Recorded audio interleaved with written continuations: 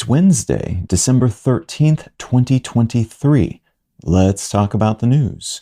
From the Wall Street Journal, Google loses antitrust case brought by Epic Games. Tech giant Google lost a court case brought by Fortnite-maker Epic Games in 2020 related to its requirements that app developers use Google's Android App Store payment system, which in turn requires that those developers pay Google a percentage of what they make, which many developers consider to be an exorbitant fee. This ruling will almost certainly be appealed by Google, so there's a chance it could be drawn out quite a lot longer and could eventually go in another direction. But this is just one of many antitrust cases Google is facing right now. So this ruling, even if it turns out to be temporary, could influence those other cases. This is also notable because Apple has faced the same criticism for the fees it charges app makers on its own app store. So the reliable income both companies currently make from their respective app stores might not be long for this world, and that in turn could upend the app world status quo, allowing app stores run by other companies to start showing up on smartphones and other mobile devices in the next few years.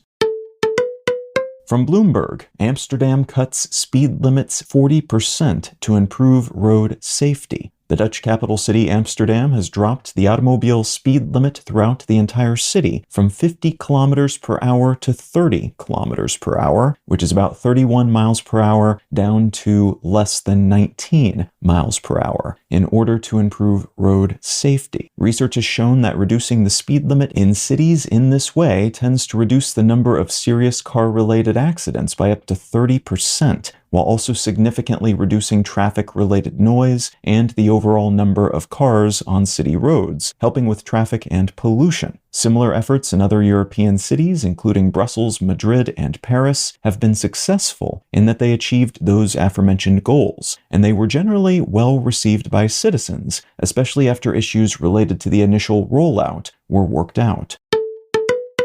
And from Reuters, 5 African countries have anthrax outbreaks with 20 deaths reported. The World Health Organization has announced that 5 African countries in the eastern and southern parts of the continent, Kenya, Malawi, Uganda, Zambia, and Zimbabwe, are experiencing anthrax outbreaks, with more than 1,100 suspected cases and 20 deaths tallied in 2023. These countries tend to see seasonal outbreaks of the bacterial infection every year, but this is the worst it's been in some time, as they seldom see this many human infections, and definitely not this many human deaths. It's usually limited to livestock. Human-to-human spread of anthrax is rare, but outbreaks are still possible because of how the bacteria naturally sticks around in the soil, and because of how it can be spread between animals, and then to humans who consume the meat of infected animals, as was the case in one recent outbreak in which 26 people in Zambia are suspected to have contracted anthrax by eating the meat of a contaminated hippo.